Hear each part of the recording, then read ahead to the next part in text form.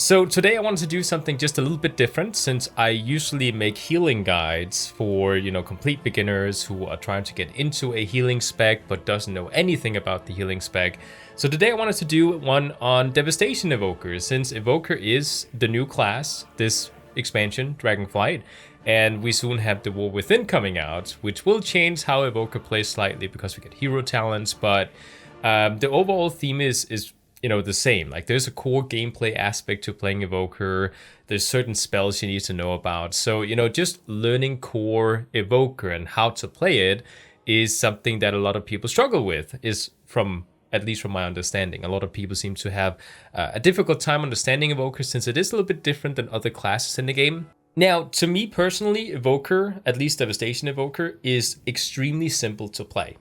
But I do have a friend who has a really hard time understanding how to play Devastation Evoker. So, depending on who you are, because we all have different personal play styles that suits us well, and learning how to play something like Evoker might be difficult for some people. So I thought, why not make a pretty simple guide on how to get into Evoker fast, so you can just understand what it is, how does the gameplay actually play out, what does the spells do, what kind of defensives do you have, so you can play different types of content. Like, my main content is PvP, but this is going to be something that suits everyone. So whether you're a dungeon person or a PvP person, you can play Evoker by following this guide. Again, this is a guide for complete beginners, and it is for people who are trying to learn how to walk before they learn how to run. So this is not teaching you how to do, high-end keys in Mythic Plus. This is not teaching you how to get a 21 or 2400 rating in PvP. This is simply just to get you into the class and how the spec works, so you know how to, start learning to run afterwards, right? So, Evoker, what is Evoker? It is a kind of like a hybrid between Mage, Shaman, and Demon Hunter, if you had to put it in some sort of comparison. It is a completely new class that we haven't really seen before, because we do have some new spells that we haven't seen before, which are called empowered spells. Basically, these are spells that you charge up, and they may work a lot different than you think they do, because a lot of people think, well, okay, so if I charge up this fire breath, then of course I gotta have full charges, right? If I fire it off at one charge, that's not good, right? And it's not really that simple, because it doesn't actually deal less damage or more damage the more you charge it. It just deals damage differently. So again, learning how to get into Evoker, you just kind of need to know how the spells work. Let's go ahead and split this video up into different parts. So let's start by just kind of looking at the talent tree. At the beginning here, I just want you to kind of copy what I have. I will have a import string in the description, which is most likely going to be invalid at some point, because every time there's some sort of update to the talent tree, you can't use those import strings anymore. So I'll try to put an import string, but basically this is my setup for single target damage. Again, I'm a PvPer, and this is basically for me surviving, because there's a couple of changes in here I would make if I played on the team, like in arena, but usually I'm a battleground or world PvP type of person, so I have something that is good for me personally and not with teammates. So this is for me personally, right? If you want to do AoE and you want to do Mythic Plus and that kind of thing, of course there is going to be Icy Veins guides on how to do that, and just kind of, gotta copy the talent tree from there so you have something to start with. But this is for single targets. Now, there are some things inside these talent trees that I should probably point out, just so you know a little bit about them. But let's go ahead and do that after I talked about what the spells are and what you can do. So if you copied these talents, you should have the same spells as I do, and then we'll just kind of go from here on, and I'll talk a bit about how to do damage, how to defend yourself, those kinds of things, right? So with the same talents as me, we can now talk a bit about how to do damage and how to defend yourself, because that is something we have to learn. When it comes to our rotation, the first thing you need to know is that we have something called essences, and these are kind of like a resource that we have, just like how monks, they have chi, death knights have runes, paladins have holy power, we have essences. And essences are going to be spent on the main damaging abilities that are going to hit the hardest when you start attacking people. So we can actually divide our attacks into three categories. We can have essence spenders, we have filler spells, and then we have buffs. Actually, we have 4. We also have empowered spells, right? So we have 4 different types of attacks. The main one you're going to be seeing most of the time when you attack someone is going to be this one. This is Disintegrate.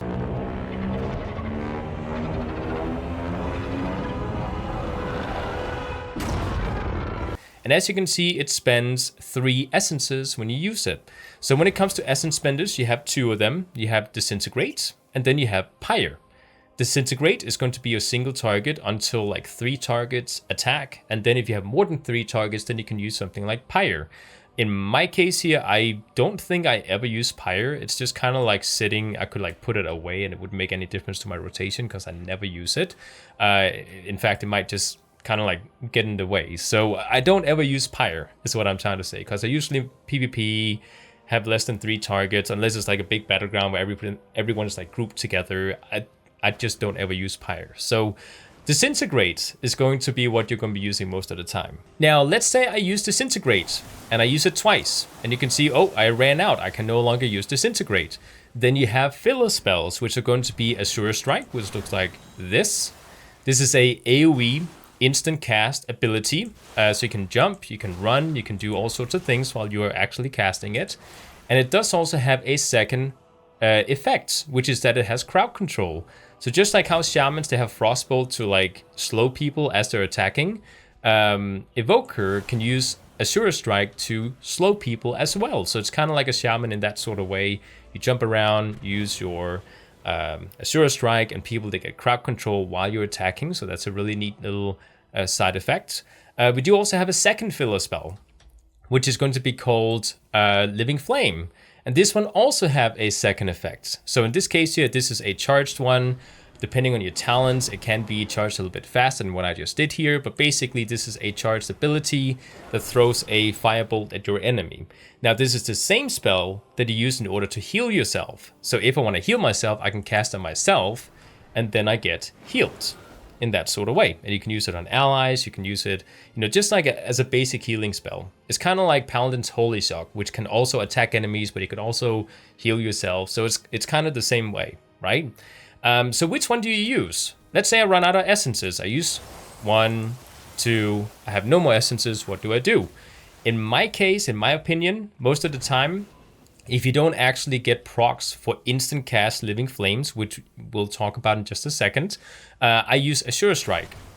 So I'll jump, I'll run, I'll crowd control, I'll use Azure Strike in order to slow my enemies until I have essences I can spend. So now I have it, so I can just keep using Disintegrate, Disintegrate, Disintegrate. Oh, I have no more essences, so now I start using Azure Strike until I can use Disintegrate again, which I can do now. So 1, 2... Azure Strike, and so on, right? So that is the basic essence spender filler rotation that you have. But we do, of course, also have empowered spells, which are going to change the rotation a little bit because, like I said, we can get instant proc Living Flames, which you will be using as you're fighting. So let's talk about our empowered spells. We have 2. We have our Fire Breath. It looks like this. You charge it up and then you shoot it off. And then the enemy takes fire damage over a certain period of time. Now, one thing you're going to notice, probably in just a second, is that the fire damage, oh, there it is going to give me a proc. And I have a weak aura for it, so I can actually see when it is. I can use this proc to cast a Living Flame instantly. And you can see it dealt a lot of damage to a lot of enemies. So it had like an AoE effect, and it probably hit me as well, so I healed myself. It's just kind of a really neat thing, especially for survivability, because you can target yourself and instantly heal yourself. So if you do that and you get a proc, then I Living Flame. Otherwise, I Azure Strike. Okay? So before we move on to the second empowered spell, let me just show why I get that instant proc of Living Flame. Because inside your talent tree, we have something which is down here called Burnout. Fire Breath damage have a 16% chance to cause your next Living Flame to be instant cast, and it stacks 2 times. So a lot of times when I'm fighting enemies, on target dummies for some reason I don't get as many procs, but when I fight an enemy, it procs a lot. For some reason, maybe it's just like a pure coincidence, but I get a lot of procs during that fight. And I basically can just use Living Flame to cast it myself and stay alive. And that's a lot of times enough to survive, because you deal a lot of healing to yourself with the talent setup that I just showed you. So those Living Flame instant procs are really good. Now, the second empowered spell we have is something called Eternity Surge, and this basically looks like this. And you shoot it off, and then you deal AoE damage. And basically this is just kind of like a charged, either single target or AoE spell, depending on how many charges you have for dealing damage. So Eternity Surge is just kind of like an empowered spell. You can charge up and then shoot off, and then it has a different effect, just like Fire Breath has, depending on how many charges. So let's go ahead and talk about the charge thing, because that is actually something that a lot of people misunderstand when it comes to playing an Evoker. Because what if I just charge my Fire Breath once versus charging it all the way? Do I deal more damage, or what exactly is going on there? Because let's talk about like a PvP scenario. Let's say I'm in a PvP fight, I'm charging up my Fire Breath, the enemy sees it, I know he's going to interrupt me, I'm just sitting there charging it up, waiting for him to interrupt me, I know it's going to happen. It doesn't really feel that good, right? So basically, a lot of people think, well, then I'm forced to just charge it once because he shouldn't interrupt me as I'm casting it. And I can tell you that is not going to be something you're going to have to worry about, because the damage from one charge versus full charges is going to be the same. Using one charge versus a max charge is not about how much damage, it's more about how you deal damage. Because if we take a look at Fire Breath, you can see here that one charge is going to deal a little bit of instant damage, but a lot of fire damage over 24 seconds. If you charge it all the way, then you deal a lot of instant fire damage, but a little bit of fire damage over 12 seconds. So the damage is still going to be the same, it's just going to be spread out differently. So a full charge is going to deal damage a lot faster versus the other one being a little bit more spread out. And the same thing goes for Eternity Surge. The damage is still going to be the same, but you're basically just changing how many targets it's going to hit. So if you have 3 targets in front of you, then you might want to do 3 charges. But if you just have 1 target, then just simply clicking and clicking is going to deal exactly the same amount of damage, because it doesn't change the damage amount, it just changes how many targets. So with the empowered spells in mind, let's go ahead and talk about how your rotation changes slightly because of them. So anytime your empowered spells are off cooldown, spend them. Okay, that's the first priority. You want to use your empowered spells. Afterwards, you want to prioritize using your essences, because you need to use those essences on your strong abilities. So if you're capping on essences, then you're doing something wrong, because you need to spend them to not lose damage. If you all of a sudden get a instant proc of Living Flame, use it, because it only stacks twice. So if it's fully stacked 2 times and you get more stacks, you're not going to get any more Living Flames. So make sure you spend those so they don't cap out in 2 charges. And then use your Azure Strike as filler if you can't do any of the other things, right? So to see how that looks like, I have my target here. I'm going to charge up my Fire Breath, use it, 1 Eternity Surge, disintegrate. Oh, I have 2 stacks of Living Flames, so I'm going to use it. Disintegrate, disintegrate, disintegrate, disintegrate, Azure Strike. For a little bit of crowd control. Oh, disintegrate. Fire Breath is up. It's going to use it. 1, 2, 3. Eternity Surge. Disintegrate. Good. Disintegrate. Azure Strike. Disintegrate. Living Flame instant cast. Disintegrate. You kind of get the idea here, right? So you just keep using Disintegrate if you can. If you get any sort of Living Flame instant procs, then you use them. As soon as your empowered spells are up, use them too. Okay? Very simple. So with those, let's talk about your buffs, because we have 3 of them. We have a buff called Tip the Scales, which is inside the talent tree right here. This one causes one of your empowered spells to become instant cast. So remember when I talked about the fact that, oh, okay, so if I want to use Fire Breath on an enemy and I want to deal a lot of instant damage, then I have to use 3 charges. Well, that's annoying, because then I can just get interrupted, right? Well, if you use Tip the Scales to buff yourself, then Fire Breath becomes instant at 3 charges, by the way. So Tip the Scales is always for Fire Breath, then 1 Eternity Surge, disintegrate, Living Flame, disintegrate, disintegrate, disintegrate, Azure Strike, disintegrate, so on and so on and so on, right? So use Tip the Scales together with Fire Breath when you open up for the first time. So as soon as it's off cooldown with Fire Breath, okay? The second buff we're going to talk about is one called Dragon Rage. And Dragon Rage is a very important spell to use for a lot of damage because your mastery as an evoker, at least as a Devastation Evoker, is called Giant Killer and basically makes you deal a lot more damage if your target has a lot more health. So if the target is at full health, you deal a lot of damage, but then as the health gets lower, you deal less damage, which can feel a little bit unsatisfying as you start killing the enemy, that all of a sudden their health, slowly gets smaller and smaller because you deal less damage. But with Dragon Rage up, which is your buff, the mastery remains no matter the target's health. So if you want to deal a lot of damage all the time, then you use your Dragon Rage ability. So this one is very good for killing people very fast. It lasts for 18 seconds, and it also makes something called Essence Burst come up a lot faster, which is something we're going to talk about. But basically, you deal a lot of damage constantly, instead of just like when your target has full health, which is a pretty important thing, right? We do have a third buff that we need to talk about, because the two we've talked about so far, which is Dragon Rage and Tip the Scales, they have longer cooldowns. Well, longer. They have 2-minute cooldowns. But we do also have one that only has 20-second cooldown, which is something called Shattering Star.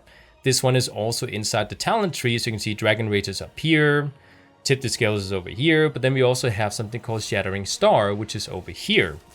Now, what this one does is that it makes your damage to the enemy be increased by 20% over 4 seconds. And you can gain additional benefits from that. So you can go down here, the talent tree, and you can also make it last 2 seconds longer. Or you can get a free Essence Burst, which is something that we haven't talked about yet. But basically, this is a small buff to your damage, which should be used together with, for example, Dragon Rage, and when you're trying to kill a person really fast. So now all of a sudden we have buffs, we have empowered spells, we have essence spenders, we have fillers, we have 4 different types of attacks. So what do we do first then? Because now we need to talk about the rotation again. Basically, when you get into a fight, Tip the Scales can be used instantly. It doesn't have a global cooldown, so you can just press it and use it immediately, which is kind of nice. So use Tip the Scales to begin with. So you have your Fire Breath become instant. You can see there's no time on it, so you can just press it and then it's up. You don't have to use it within 20 seconds, otherwise the buff wears out. So with Tip the Scales up, I'm going to be pressing Dragon Rage and then Shattering Star, and then I'm going to do the same rotation as we did before. So again, Dragon Rage, Shattering Star, Fire Breath, Eternity Surge, use your essences, use your essences, use your essences. Oh, instant proc Living Flame, I'm going to use it. Use your essences, use your essences, another Living Flame instant proc. Use your essences, use your essences. Fire Breath is up, so I'm going to use it. Oh, my Shattering Star is up, I'm going to use it again. Eternity Surge. Use your essences, use your essences. Notice how little I'm actually using my fillers here. I'm getting so many procs of instant disintegrates that I can just do that. Now I have to use it. Some fillers. Oh, disintegrate. You're going to notice something here, which is that I get these buffs up here, which are on the sides, and those are called Essence Bursts. Basically, whenever you deal damage in various kinds of ways, you have a chance of using a free Essence Spender. So whether that is going to be Disintegrate or Pyre is up to you, but like I said, less than 3 targets, usually you want to use Disintegrate. So if I'm actually dealing damage, let's say I'm just using, regular damage abilities. I'm just going to throw out a couple until I get one. If I get it, just going to deal a little bit of damage. Come on, there we go. Okay, so we get a proc here. You can see it. Now, if I use a essence spender like Disintegrate, notice my essences are not going to be spent because I used a proc instead. Now, I'm using my essences because I have no proc left. So I deal damage. Hopefully I get another proc soon. There we go. And I use again Disintegrate, and it doesn't spend my essences. So Essence Burst is something you have to look out for. That's a proc that you gotta use. So just kind of like, if it's up, just press Disintegrate, right? So it's not too difficult. Again, there's a priority system here. As long as you get the priority system, it's fairly easy. So just one more time for the sake of just showing it again with all my cooldowns up, before we get into defensives and different utility. I'm gonna press Tip the Scales, Dragon Rage, Shattering Star, Fire Breath, Eternity Surge, spend my essences, press my Living Flame proc, spend my essences. Again, I'm getting these free procs here. Essences. Azure Strike. Oh, another proc. Disintegrate. Living Shattering Star. Fire Breath. Eternity Surge. Spend my essences. Spend my essences. Living Flame Instant Cast. Spend my essences. Spend my essences. Spend my essence. Oh, another Living Flame instant proc. I actually got 2 of them now.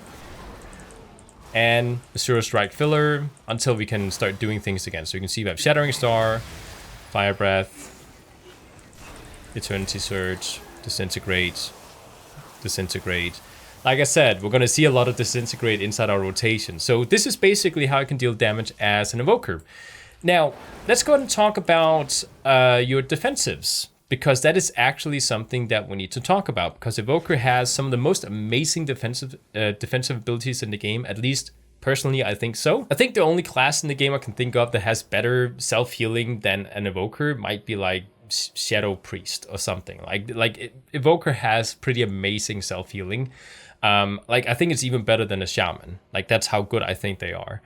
So basically with the talent tree that we picked here, I do actually have a lot of focus on self-healing. So up here, for example, we have a talent that we can pick that might reduce our interrupt by 20 seconds. Or we can also have Living Flames and Emerald Blossom heal ourselves 20%, 30% better than without this talent. So I picked this one because I like self-survivability.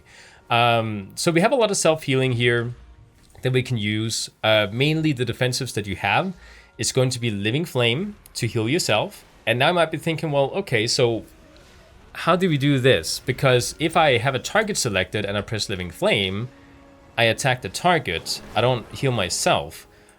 And that's why I need a macro. And this is kind of like one fault I think Evoker has. Blizzard did kind of like introduce the whole like Mouseover abilities and self-targeting into like the game, but I still use macros of these sort of thing. So if you go inside macros, you will have a Living Flame that targets yourself. So it's going to look like this. And I do also have a second macro, which is for when I mouse over a person on my team, I can just use Living Flame, and then I cast on that guy. So I don't have him selected. As you can see, I have the target dummy selected, but I'm still casting on this person because I have mouse over on him. So this macro here is also very good as well. This is the one I use for my offensive Living Flame, so the one I use to deal damage with. This is the macro for that. And then self-healing is the other macro. Okay, so I press it, doesn't matter if I have the target selected, I'm going to cast on myself. So I have 2 Living Flames inside my cast bar that does different things. It feels so weird that we cannot just use the regular Living Flame and it just works. Like, you have to use macros to get this working. It's just a weird thing. But use those 2 macros, it's gonna make your life a lot easier when it comes to using Living Flame. So do that. Then we do also have a couple of self-healing, or at least some healing abilities, which are green magic spells. Basically, the first one here is called Verdant Embrace, and the second one is called Emerald Blossom. Now, these are on cooldowns, so they don't use essences like they do when you use the healing preservation evoker spec. But as a Devastation Evoker, they don't use essences. They're just kind of like a cooldown. So if I target someone, I can heal him by using Verdant Embrace. So I fly to him and then I heal him. Or I can use my Emerald Blossom for AoE healing on my target. So I can do that to him and everyone standing within the circle gets healed. I can also just use it on myself if I want to. So that's also something to point out. I use that all the time in PvP, you know, just to kind of get some self-healing. So you have 3 healing spells for yourself. You have Living Flame to cast on yourself, which is very powerful, by the way, because of all the different talents that we picked. And then we, of course, do also have those 2 green spells that we can use. So if I'm running, I can use Verdant Embrace on myself, Emerald Blossom on myself, and I just kind of heal myself. Okay? I just want to point out with Living Flame, the reason it's so powerful is because, again, I have a lot of focus on self-healing. So again, I have this Inner Radiance talent here, so we heal ourselves 30% more with Verdant Embrace and Living Flame. And this ability down here makes Living Flame deal 25% increased damage and healing but it increases my cast time by a little bit.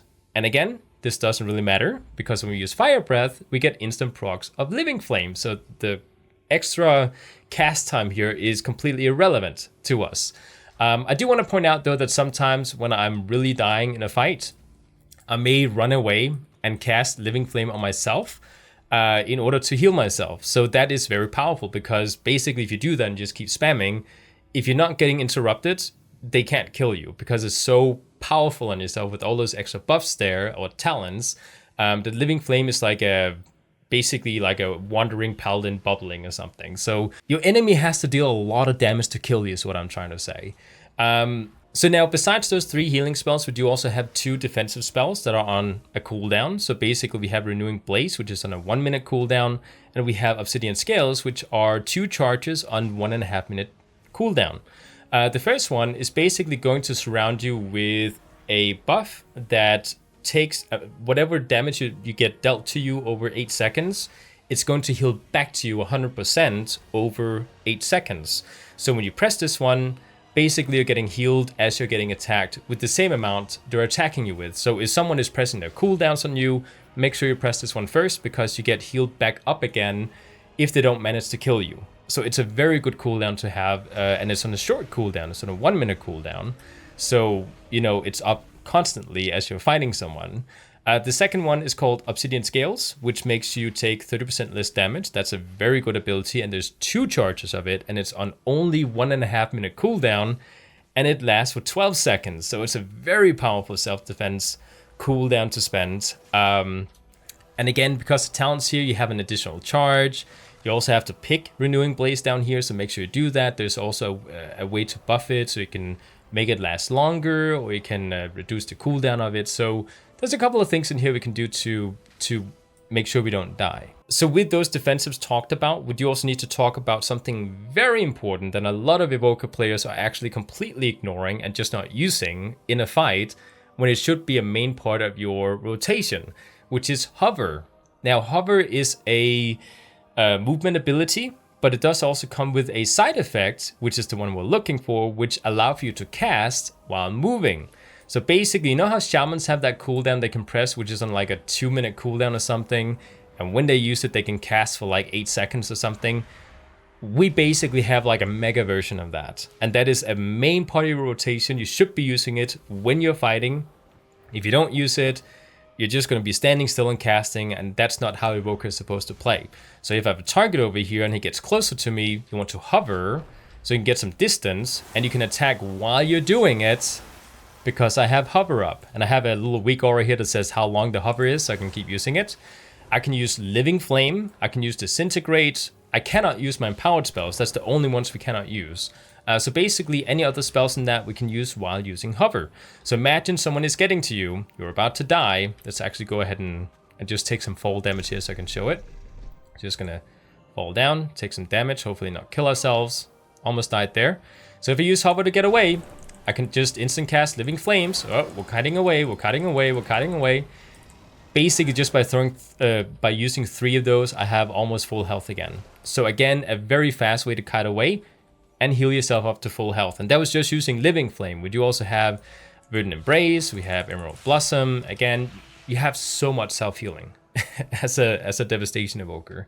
So Hover, very short cooldown. It says 35 seconds recharge, but again, we do also have a buff called Blessing of the Bronze. That's the buff that Evoker has, just like Druids, they have the one that gives them versatility. Paladins have a buff to, like, what is it called? The Devotion Aura, to make people take 3% less damage. We have this thing here, which makes our abilities to use Hover be on a 15% less cooldown. So instead of 35 seconds, it is 30-second cooldown, okay? So as soon as someone has contact to you and you need to kite away and attack at the same time, use Hover.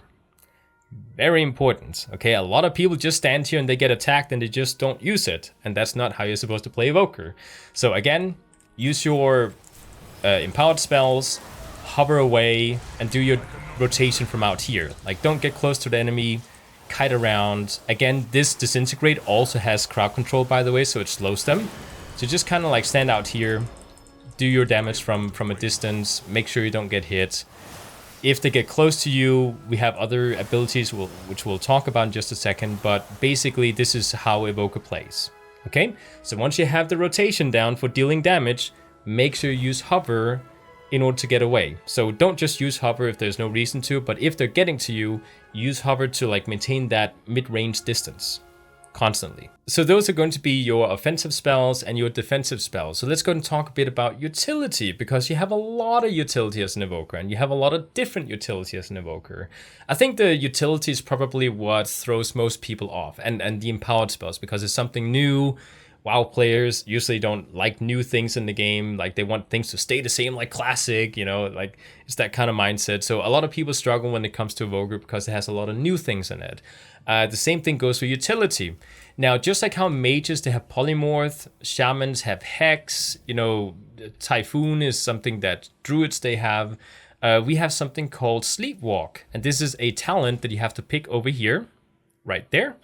And if you use this one, basically, your target is going to be crowd control for a certain amount of seconds.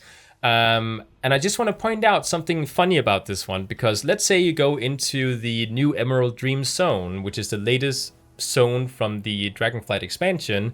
If you attack another person from the opposite faction with war mode on, the guards start attacking you. Like all the guards in that area, they'll attack you because you're being hostile. Sleepwalk is not going to trigger that. So you control people. If they're like hearthing away, you can use Sleepwalk on them. They get cancelled and, you know, they get annoyed at you. So just like a fun little fact, you can use Sleepwalk and it's not going to make the guards aggressive towards you. Same thing goes for the other two crowd controls that we have, which is either the root called Landslide. This one you can also use in that area without guards getting mad at you, which roots the enemy. And we do also have something called Deep Breath, which is basically looking like this. This one will actually stun your enemy if you have this talent down here. So this is your stun as an evoker, which is very far away inside the talent tree, but it's very good in a fight, especially against PvP opponents, because it's like a huge AoE stun attack that you can use. So this one is very good to have. So just keep in mind that we do have 3 crowd controls. We have Sleepwalk, we have Landslide, which I cannot show because it's on cooldown, and then we also have the AoE stun. So AoE root and AoE stun is very good to use, right? Use them whenever deeming possible or necessary, basically. So if you have a lot of enemies stacked in one area, use the AoE stun. If someone is following you, root them using Landslide as you're kiting away, whatever. Do that. With that said, we do also have some racial things with Evoker, because a Dracthyr has 2 different crowd control abilities built into the race. One is called Wing Buffet and one is called Tail Swipe.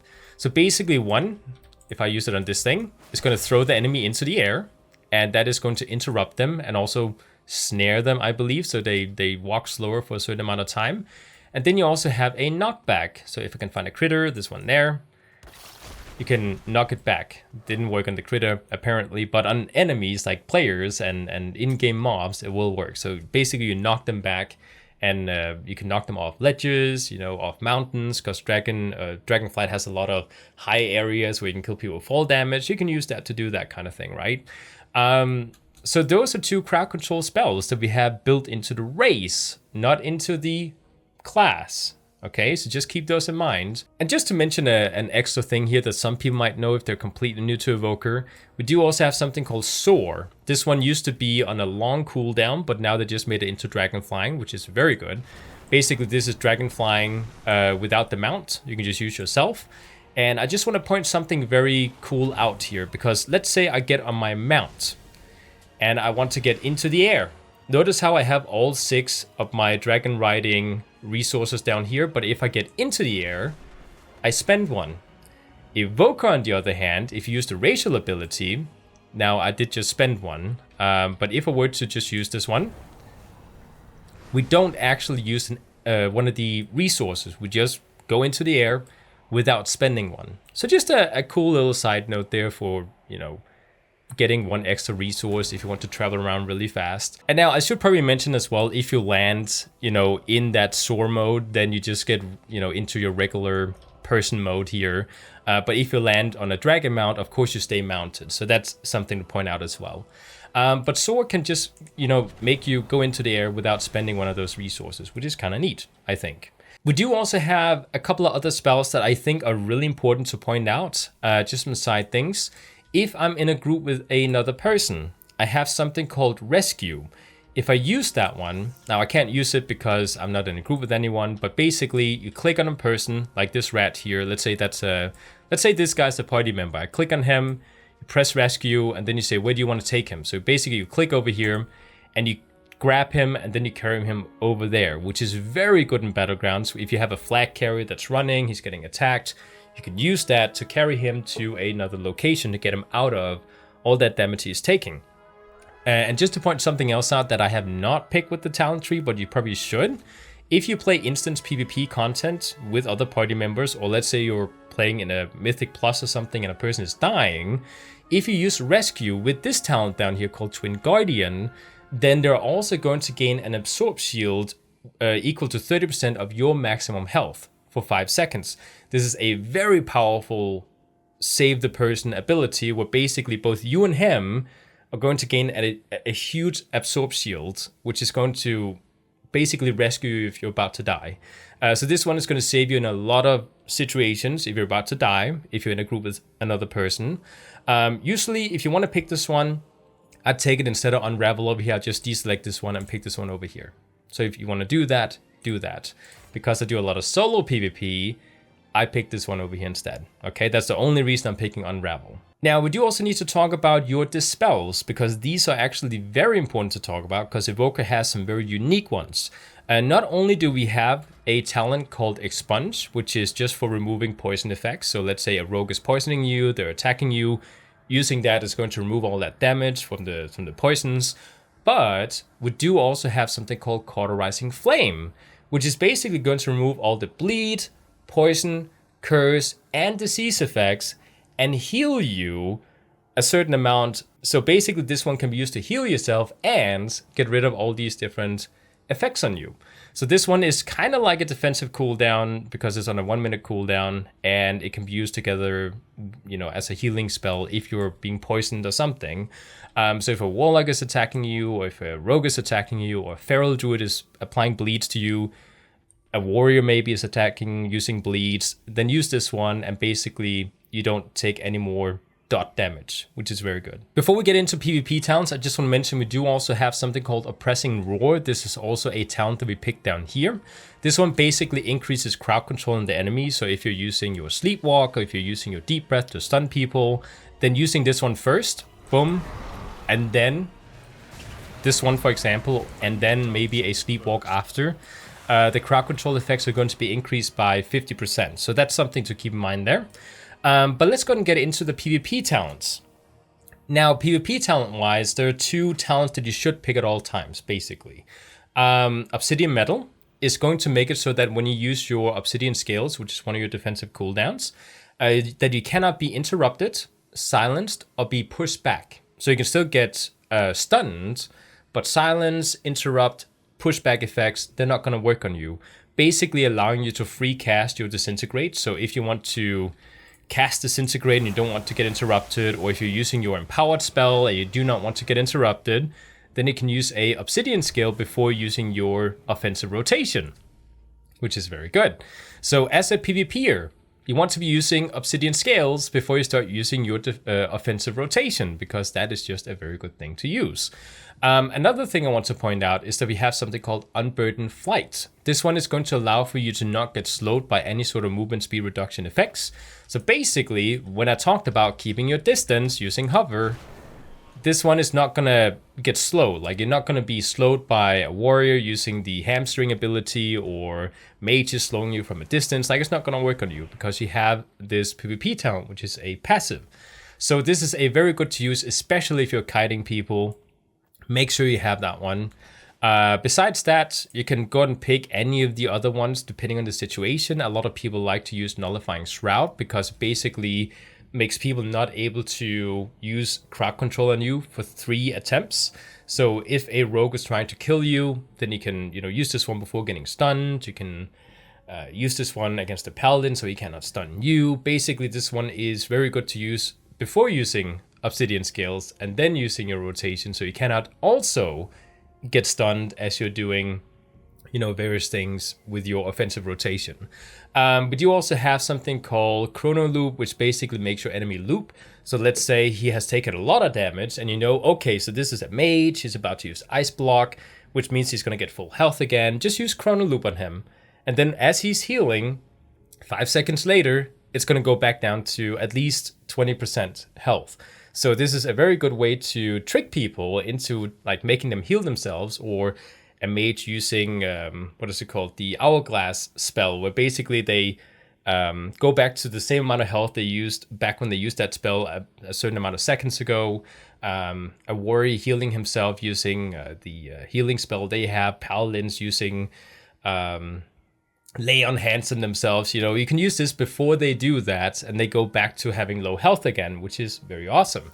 But you also have time stop, which basically freezes a ally's time stream. So basically, if I take this one and I use it, you can see that, oh, I get immune. So now they cannot deal damage to me for 5 seconds, basically allowing my healer to maybe like save the situation 5 seconds later if I'm about to die.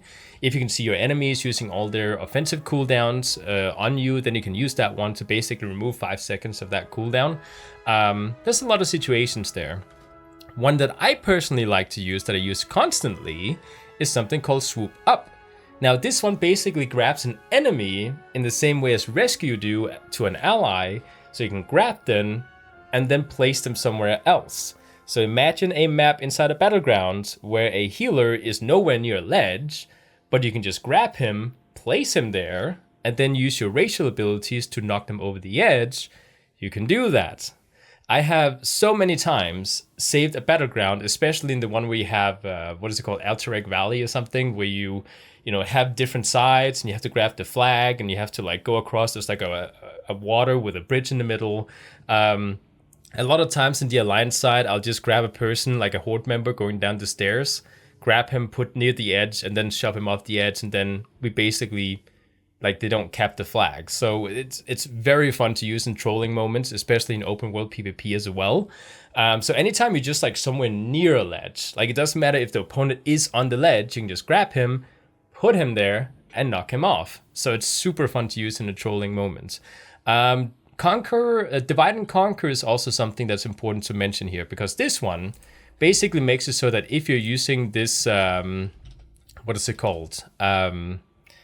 Deep breath, then you put a wall on each side that is going to line of sight your opponent. So they can't attack you, they can't heal allies, they have to like walk through the fire in order to get to their allies and enemies, and if they do that, they take fire damage. So this one is kind of neat together with Deep Breath. A lot of people use them to like create a wall between people. But like I said, I like to use the swoop up ability because it's just kind of neat. Like if I take this critter over here, I can move the critter over here instead, and it's just super fun. So with that said, this is basically my short introduction to Evoker. So if you want to play Devastation Evoker, this is how you can get into it and just kind of learn a little bit about it and have some fun with it. So learn to walk, and then after this video, after you practice a little bit, learn to run by watching someone else having a more advanced guide on how to pick specific talents for specific content and that kind of thing, right? So I hope you enjoyed this video, and I'll see you guys next time.